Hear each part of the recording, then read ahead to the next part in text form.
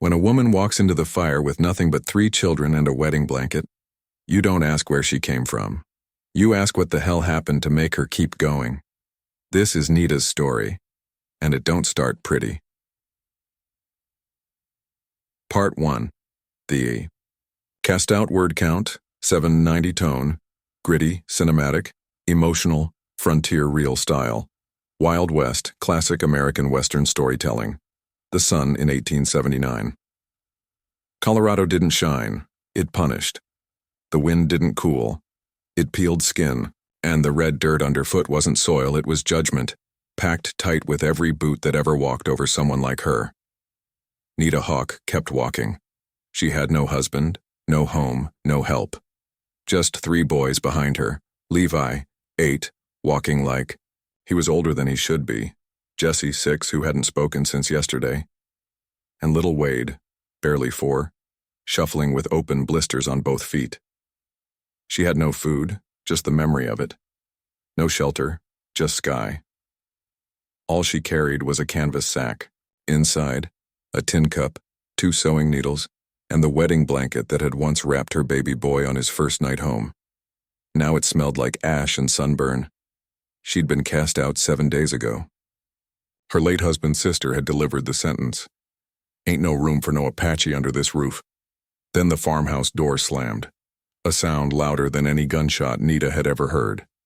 It still echoed in her ribs every time the wind shifted. She didn't argue, didn't beg, just took the boys and started walking. A hawk floated above, carving slow loops across the sky. Nita squinted up at it, sun in her eyes. Free, she thought. That's what it means to fly. Mama, Levi's voice cracked like old wood. Where we going? She didn't look down, didn't slow. Someplace better, she answered. It was a lie, but she said it like gospel, because that's what mothers do. They keep lying until hope believes, and the trail shimmered ahead, more heat than land. She could barely tell where the sky ended and the earth began. Just a blur of sagebrush and sunstroke. To white folks, she was too Apache. To the Apache, too white. She belonged nowhere. The in-between had no porch, no welcome, and no forgiveness. Still she walked. By the time Willow Creek came into view, the sun was bleeding out, and the wind tasted like copper. The town didn't rise from the land. It clung to it, desperate and mean. She led the boys down the center of Main Street. Their boots made hollow sounds on the boards, too loud, too out of place. A few men in suspenders paused their whittling and watched. A woman gripped her child's hand tighter. Another crossed the street entirely. Nita didn't flinch. They passed the general store. She looked inside. Barrels, flour, coffee, work maybe? The shopkeeper glanced up. One look and that was enough. He didn't speak, didn't scowl, just looked through her, like she wasn't worth seeing. Wade tugged her skirt. Mama, I'm hungry. I know, baby, she said, brushing dust from his cheek. Just sit a spell. She lowered herself onto the mercantile steps, gathering them close. The wood was hot from the day's heat. The wind tugged at her braid, lifting the frayed edges of her skirt. A group of ranch hands passed. One spat at the dirt. Squaw, he muttered, not bothering to whisper. She kept her head high. That was all she had left. The sky turned copper, then bruised purple. Night was coming, and with it, cold, hunger, coyotes. She reached under her blouse, fingers finding the smooth cross on a worn chain, her husband's parting gift. She didn't pray, she just held it. Then, the sound of hoofbeats, slow, steady, certain, out of the red dusk came a man on horseback, a wide-brimmed hat shadowing his face. The kind of man who didn't hurry for anyone. Nita didn't move. He reined in by the steps, looked down at her. His eyes were dark and kind in a way most men forgot how to be. Looks like you've run clean out a road, ma'am, he said. She nodded once. Just resting. He looked past her to the boys. No pity, just recognition. Name's Silas Croft. I run Circle B Ranch, 6 miles west. Storm's coming fast. Got a cabin, dry roof, warm stove. She didn't answer. He didn't. Push. No charge, he added. Ain't charity either, just decent. She hesitated, then reached for his hand. The first fat raindrop hit the ground between them, and just like that, her life took a turn. Call to action. Cinematic, emotional, Western.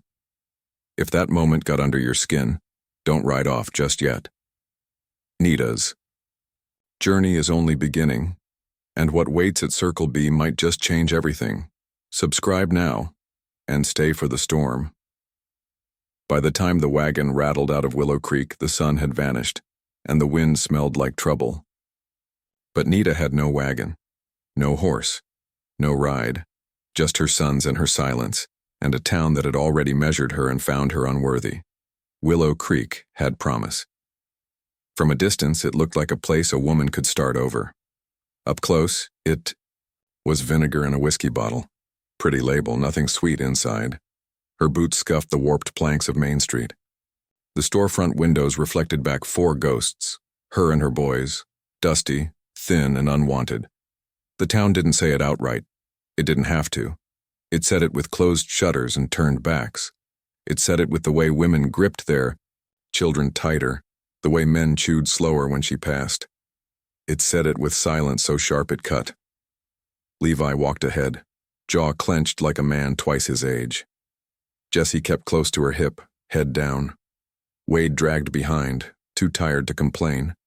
Their shadows stretched long across the boardwalk, fading with the last light of day. She stopped outside the Mercantile.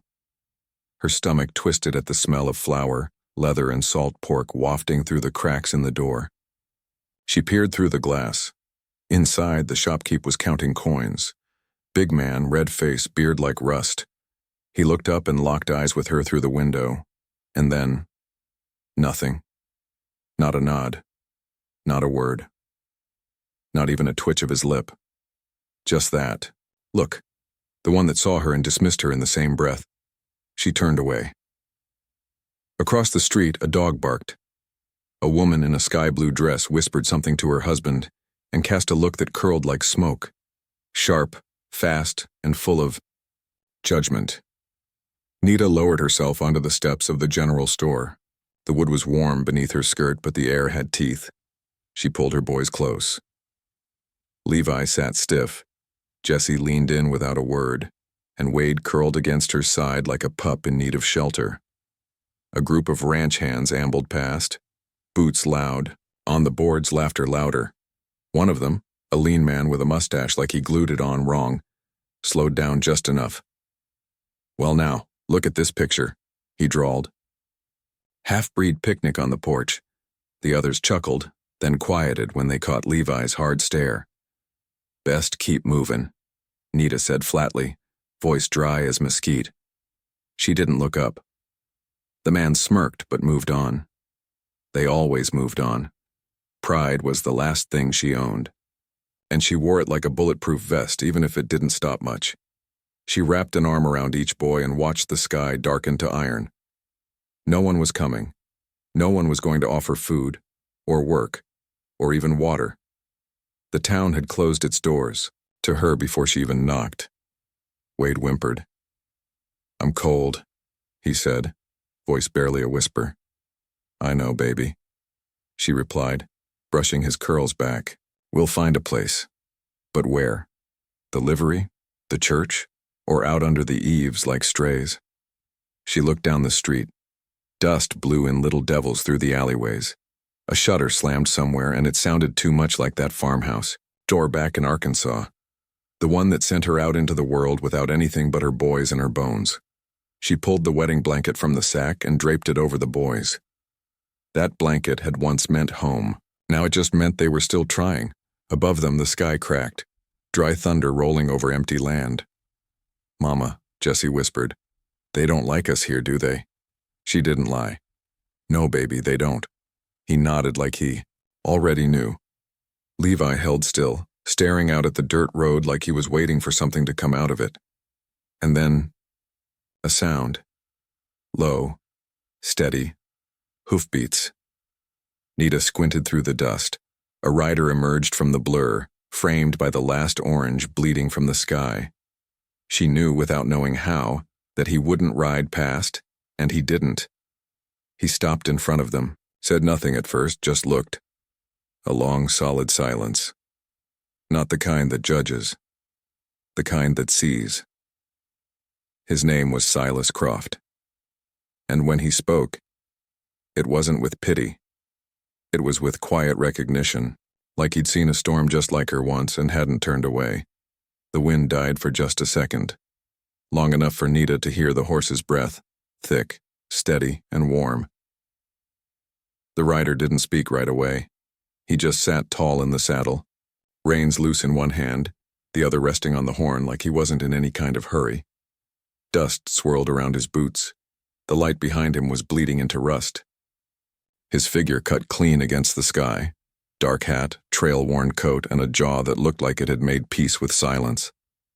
Nita stayed still. The boys pressed closer. Her instincts screamed to move, to protect, to brace for the kind of man who smiles first and hurts later. She'd met too many of those. But he wasn't smiling. He looked at her like a man who's seen pain before, and hadn't forgotten how to recognize it. "You look like you're out of road," he finally said, his voice low and quiet like dusk itself. Nita didn't answer. "We're just resting," she said instead, voice firm but fraying. The man nodded once. No judgment, no challenge, just acknowledgement. "I'm Silas Croft," he said, tipping his hat a fraction. "I run the Circle B west of here." He glanced skyward. Clouds were rolling down off the mountains like bruises stretching across the horizon. Storms about to blow. "Got an empty line cabin with a roof that don't leak and a stove that still kicks heat." She narrowed her eyes. "Men don't offer shelter for nothing. Not to women like her. I don't need charity." "Good," he said, not missing a beat. "Ain't offering it." Silas dismounted in one fluid motion. He moved like he'd been on the trail all day but had enough strength left to carry a man if needed. He didn't get too close, just stood a few paces away, giving her space like it was something he understood was earned. Cabin's got 4 bunks. Windows cracked, but the door lock's solid. You and your boys are welcome for the night. Still, Nita didn't move. "You don't know us," she said. Silas shrugged. "I know the look of someone who's held it together one day longer than they thought they could." His words cut clean. She looked down at Levi, Jesse, and Wade, tucked beneath the faded wedding blanket like roots clinging to dry soil. "You got children," he added, softer. "And a storm coming. This ain't the night to be proud." It wasn't pride she felt. It was exhaustion laced with memory. But she nodded once. Silas reached out his hand, gloved, steady and unhurried. For a heartbeat she just stared at it, then she took it, and in that small act something shifted, not just in her bones, but in the air around her. Like the storm wasn't just outside anymore. It was moving past her. "Let's get y'all out of this mess," Silas said, his tone still gentle but already in motion. He helped the boys into the buckboard hitch behind his horse. The seat was worn, the blanket across it thin but dry. Nita climbed up last, her eyes never leaving him as he settled into the saddle and turned west, toward the mountains, and whatever waited beyond them. The ride was quiet. The wind picked up behind them, pushing them forward like a shove from God himself. Lightning flickered along the ridge, and the scent of wet sage crept through the air. The boys fell asleep leaning on each other, their heads bobbing with every rut and sway. Nita sat stiff, every bump jarring her deeper into awareness. Silas didn't speak, didn't explain, didn't ask. He just led, and that, more than anything, eased the tight coil in her chest.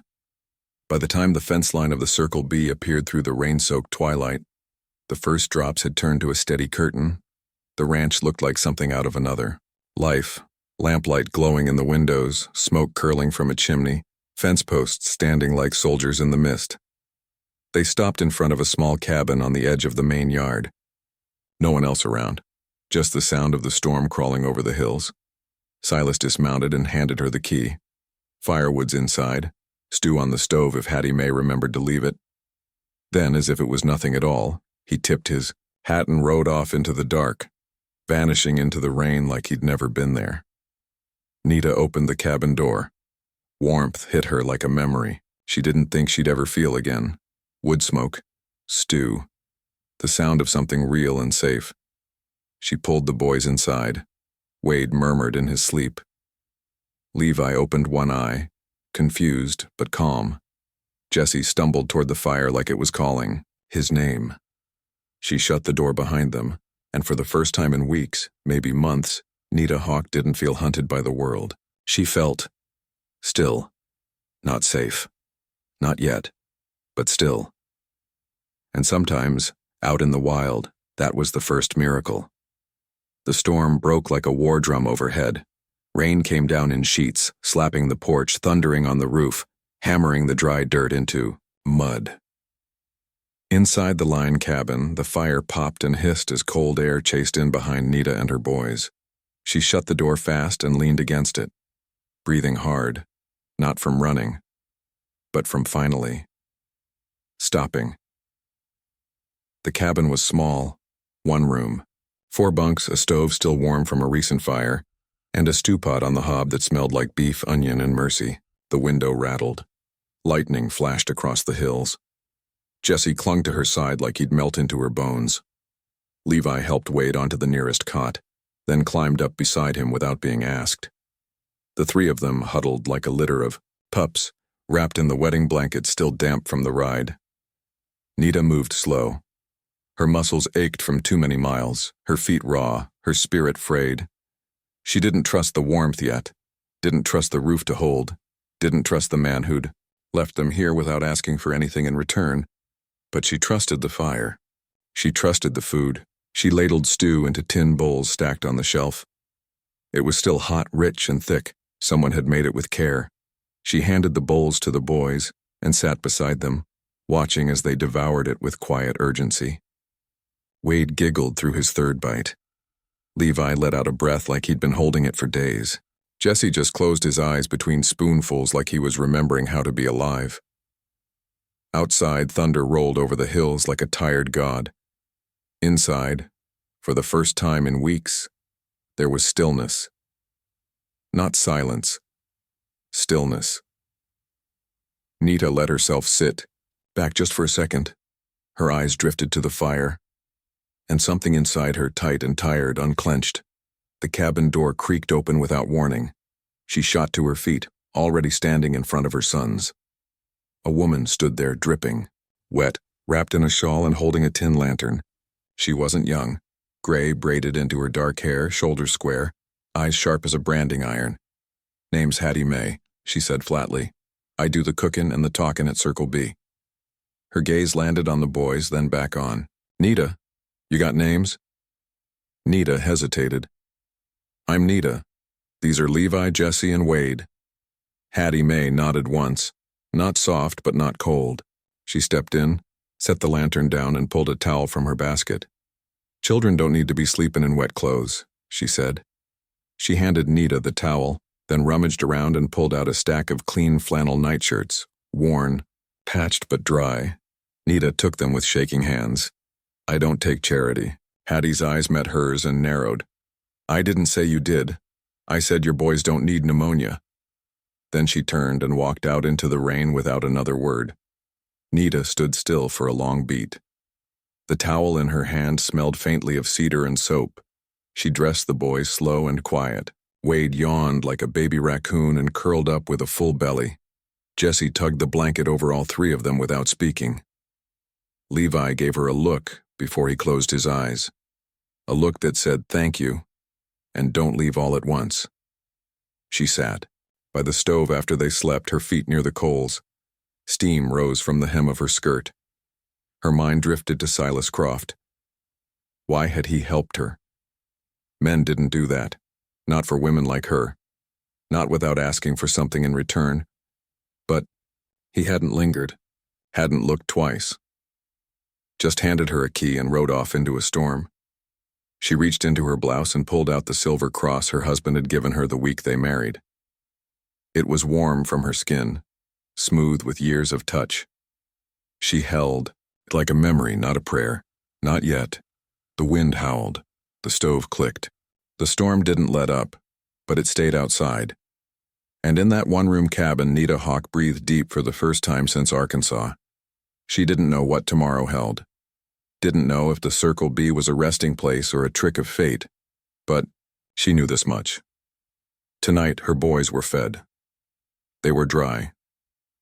And they were asleep. And for a woman who'd been cast out by her blood and ignored by her country, that was more than a gift. It was survival. Nita was up before the rooster. The prairie, outside, was still dark, the kind of black that swallowed noise and memory. The storm had passed, but the chill had teeth. Inside the cabin, her boys slept in a tangle of quilts and childhood dreams. She left a kiss on each forehead, then stepped into the cold. She didn't wake Hattie Mae. She didn't knock. She went straight to the pump, rolled up her sleeves, and drew water with a rhythm that matched the beat of her pulse. Strong, stubborn, steady. By sunrise, she'd hauled 2 buckets, chopped kindling, and started a fire in the cook stove. That's when Hattie Mae found her, elbow deep in flour, sweat streaking her brow, mixing biscuits like she'd been born to do it. "You trying to take my job?" Hattie said, arms crossed. Nita didn't stop kneading. "I don't take charity," she said without looking up. "If we're staying, we're earning it." The old woman let that hang in the air. For a long moment, nothing moved but the fire. Then Hattie gave a single nod, like she'd been waiting to hear those words. "Good. There's a dozen mouths to feed come supper." Nita worked that whole day with the quiet fury of someone who refused to be pitied. She swept the bunkhouse, floors, carried sacks of oats, patched shirts with stitches so neat you'd think they were machine done. When Silas rode in from the upper pasture, she was hanging wet linens on the line with the boys chasing chickens nearby, weighed in stitches at Jesse's poor herding technique. Silas slowed his horse and watched, a strange tightness tugging at his chest. He'd brought in drifters before, fed folks who never looked him in the eye. But Nita, she met the world with her spine straight, even when the world spit her out. And those boys of hers? They didn't whimper. They didn't steal. They laughed like they'd found something worth holding on to. After supper, the hands sat around the fire drinking coffee. Nita didn't join them. She stayed back, mending a split seam on Levi's pants. Her fingers moved fast, but her eyes were always scanning, always calculating. She hadn't relaxed, yet. Not really. But then something shifted. Jed, the oldest ranch hand, let Jesse climb onto his knee and showed him how to whittle a stick into a horse. Wade fell asleep, curled next to the hound dog like he'd always lived here. And Levi? He helped Hattie Mae dry the dishes, asking her questions about cow branding and sourdough starters. The Circle B, which once echoed with nothing but boots and silence, was starting to sound like a home. Later that night, as she swept the porch in the moonlight, Silas leaned against the rail. "You've worked harder than any hand I've paid this month," he said. She kept sweeping. "Then you ought to be paying me." He smiled at that. "Maybe I should." Nita stopped, broom in hand, and looked at him. Really looked. "You don't owe me," she said, "but I won't be pitied either." Silas shook his head. "Ain't pity. It's respect." She let the words sink in. They landed deeper than she expected.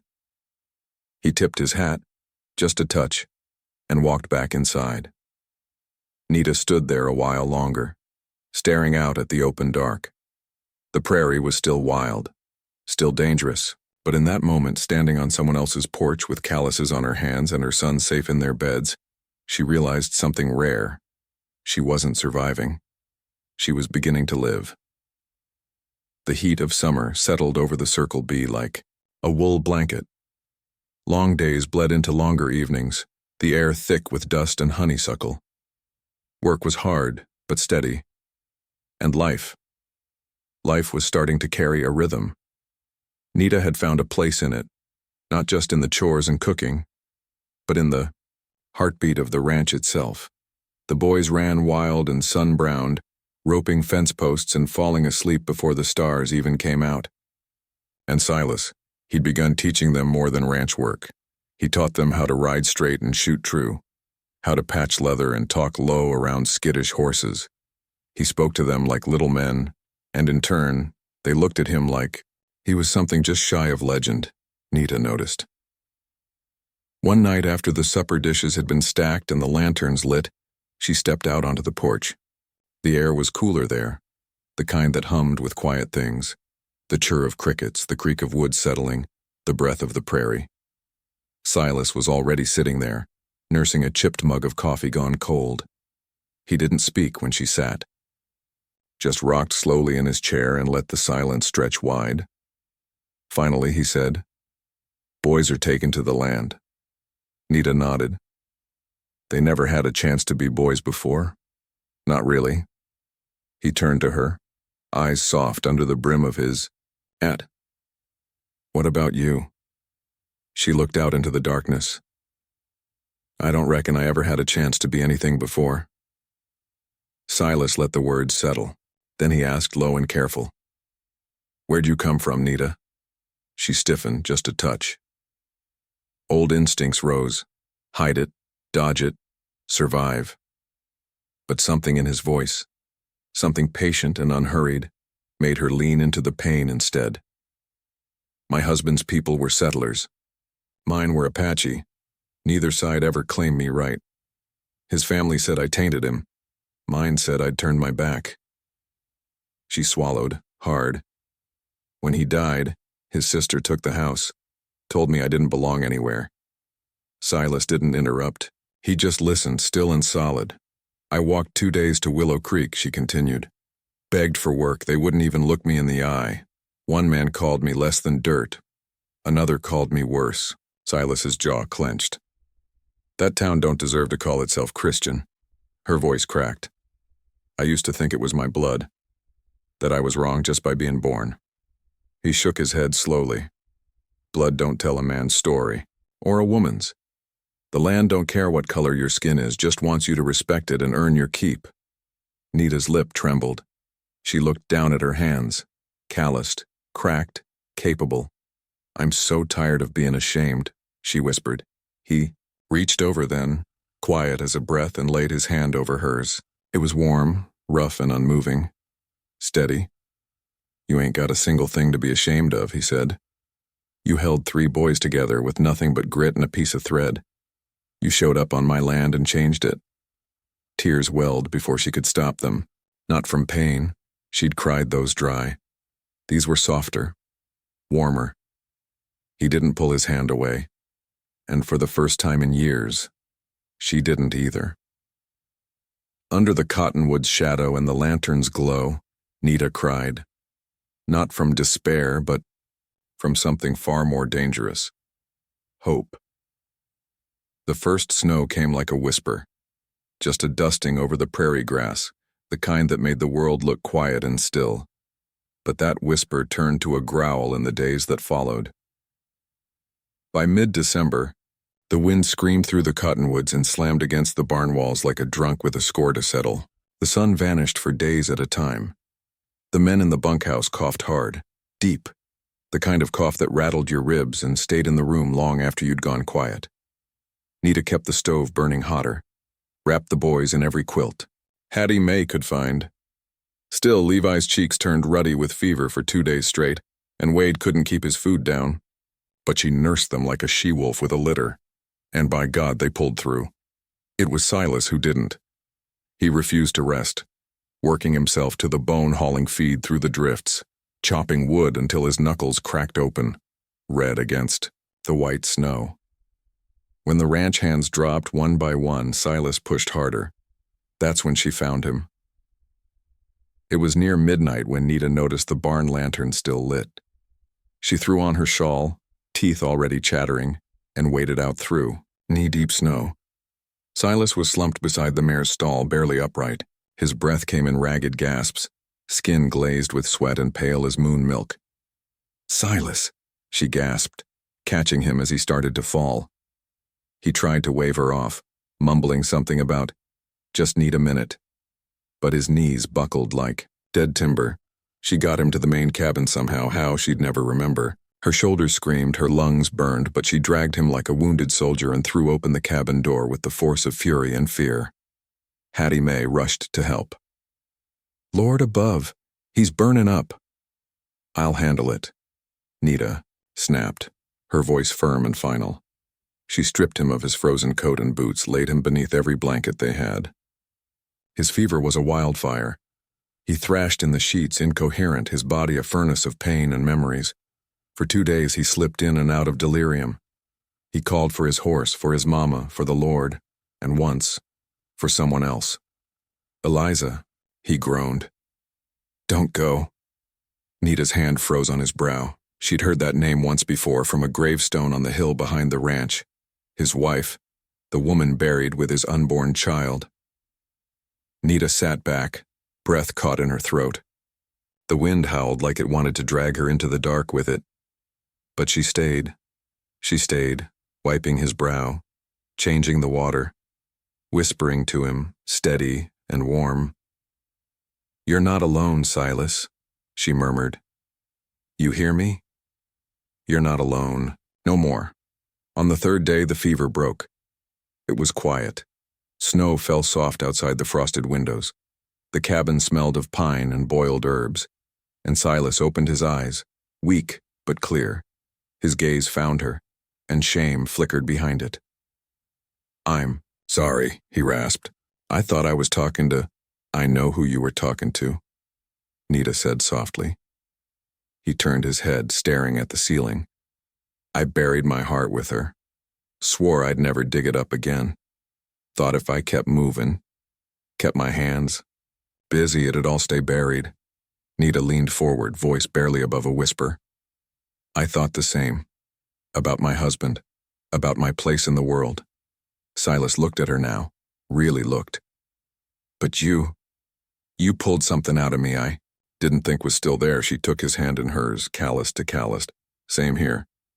Outside, the wind finally began to die down, and inside that little cabin with a man barely alive and a woman who had once believed she was invisible, something strong and quiet was beginning to grow. The fever might have passed, but something in Silas Reed stayed broken. He was quieter now, like the wind had scraped something off his soul while it blew through his bones. He moved slower, too, sitting more often on the porch with a blanket thrown across his lap and his gaze fixed on the distant hills, where the grave of his wife lay buried under a thick white sheet of snow. Nita saw it. She saw everything. She didn't press him, didn't poke or prod. She just kept showing up, with hot broth, with firewood, with that steady presence of hers that didn't ask for anything but gave everything. But even she couldn't deny what settled in that house now. A ghost. Not the kind that slammed doors or blew out candles. No, this ghost was quieter, meaner. It lived in glances, in silence, in the way Silas would turn away when the boys laughed too loud, or the way he'd flinch at Nita's touch like it burned. One night the wind dropped. The world was still. Nita found Silas standing at the edge of the small hill behind the ranch house, snow up to his boots, collar turned up against the cold. He didn't look back when she approached. "Didn't think anyone would follow me," he said. "You left the back door open," she replied. "I'm not letting that draft in my kitchen." He huffed a laugh, breath fogging the air. "I used to come up here every Christmas," he said, voice hoarse. "Bring her flowers, talk to her, even when the snow was knee-deep. Guess I thought maybe she was still listening." "She probably was," Nita said gently. Silas looked down. "I ain't been up here in 2 winters. Couldn't face it, couldn't face her. Not after what happened." Nita didn't ask, but he told her anyway. "She died 'cause I left her alone. Took a job breaking horses in El Paso, trying to get ahead. She was 7 months along. Fell on the stairs carrying firewood. No one found her till it was too late. That baby never even cried." Silas Reed was a hard man, a cowboy, built by dust and sun and work, but his voice cracked now like old timber. "I thought maybe if I never let myself love again, I'd never have to feel that kind of pain again." Nita stepped closer, placing a mittened hand on his arm. Pain doesn't mean it wasn't worth it, she said. Love hurts. But so does being alone. Silas turned, finally facing her. His eyes were red, not from the cold. You ever wonder if we're just meant to be broken? He asked. No, she said. I think we're meant to heal, but we don't get to pick how. The wind stirred again, soft, like breath on the back of the neck. I see the way the boys look at you, he whispered. You gave them a life, a mother's love, even when you had nothing left in your own heart to give. That kind of strength scares the hell out of me. She smiled, just barely. You scared of me, Silas Reed? I'm scared of what it means if I'm not, he said. Then, slow as the sunrise, he reached out and took her hand. The snow crunched beneath them, the moon casting silver light across the ranch below, and for the first time in years, the ghost seemed to drift away. Not gone, but gentler, quieter. Back at the cabin, Wade stirred in his sleep, mumbling something about Mama's singing. Nita brushed hair from his face and kissed his brow. Silas stood in the doorway watching. When she turned, he was still there. Come inside, she said softly. You're not made of stone. He nodded, stepped forward, and the door closed behind him. The cold didn't break that morning. It sharpened. Snow still lined the rooftops and the wind cut like broken glass. But inside Silas's cabin, something had shifted. The air wasn't as heavy.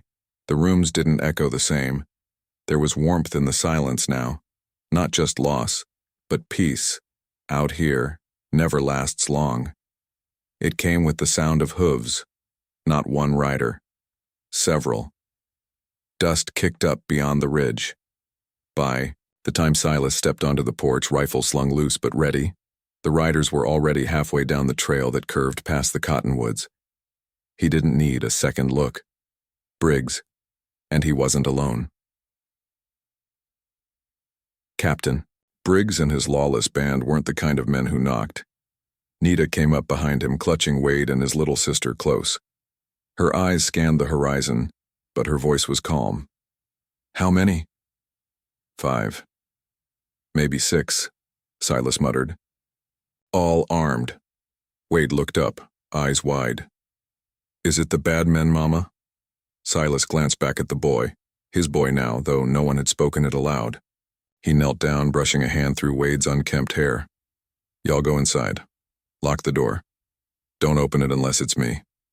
Nita hesitated, fierce and motherly. I'm not letting you face him alone. You ain't letting me do nothing. I already chose. She searched his face, looking for something. Fear, regret, maybe a goodbye.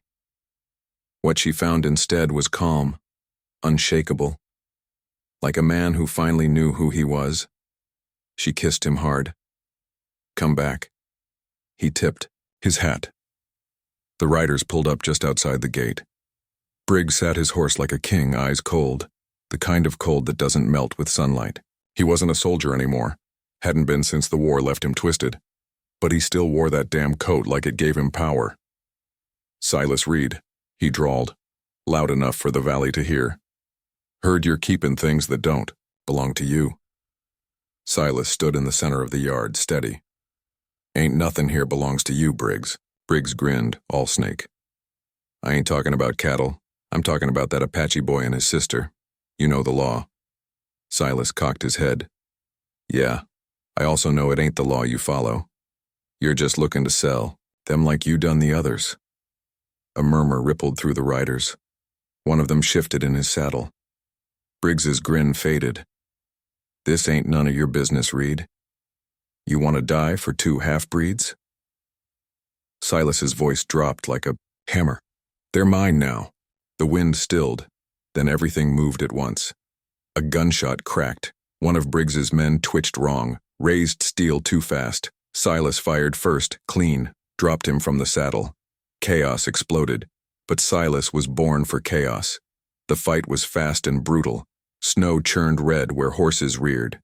Briggs tried to flank, but Silas met him with fire, rifle barrel swinging like a judgment. When the dust cleared, 3 riders lay dead. One crawled off bleeding. Another ran. Briggs? He was on his knees, hat lost, mouth bleeding. Silas walked up, slow, boots crunching through the mess. "You could have walked away," he said, "but you came looking for blood." Briggs spat at his feet. "This ain't over." "No," Silas said, raising the rifle. "It's just the end of you." The shot echoed like thunder. Back at the cabin, Nita opened the door to see Silas coming up the path. Limps in his walk, smoke in his clothes.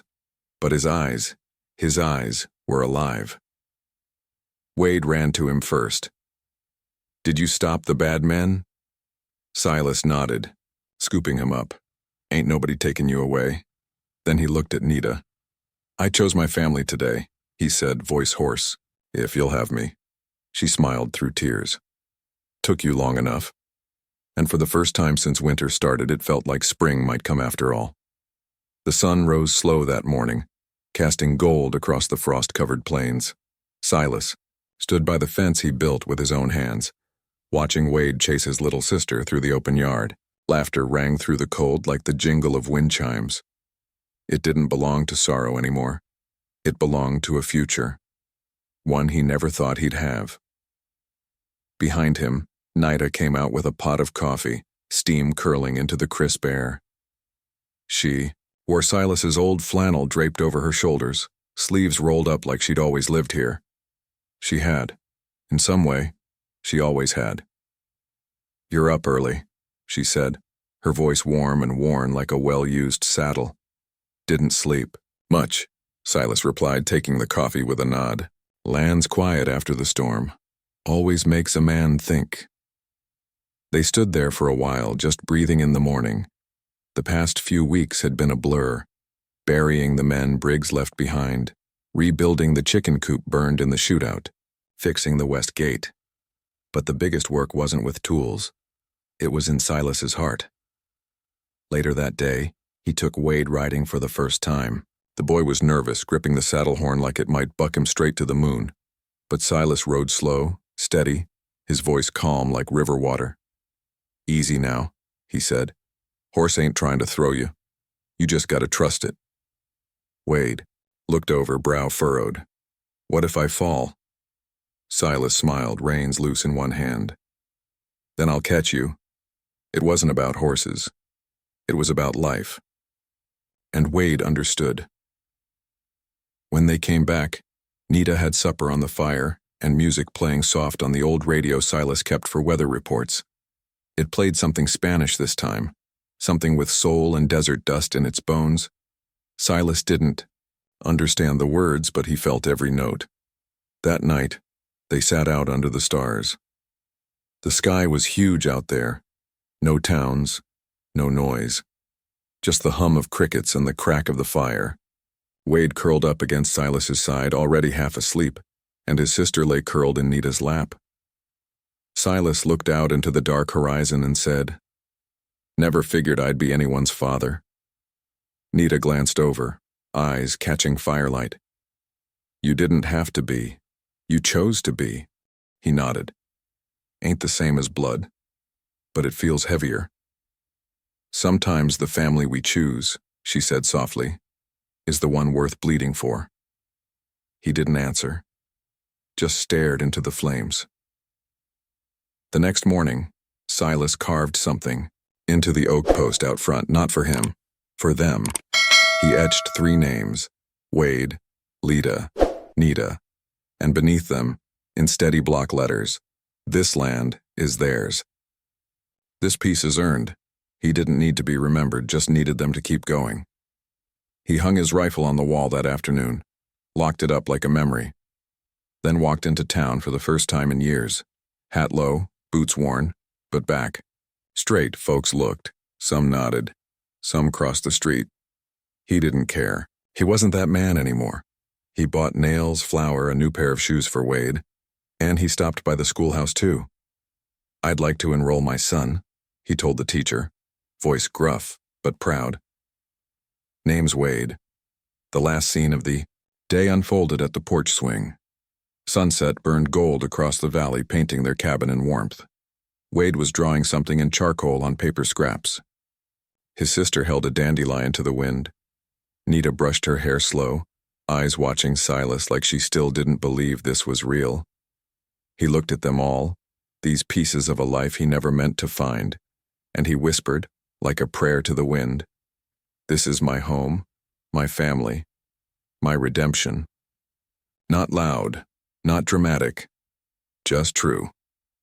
Final question to the audience. In a world where the past leaves scars and the future asks for courage, would you choose to protect someone else's child as your own, even if it meant risking everything you are? Tell us in the comments below. And if this story stirred something in your soul, don't write off just yet. Subscribe now to join us for more tales of love, grit, and second chances across the Wild West. Until the next fires, ride safe, partner.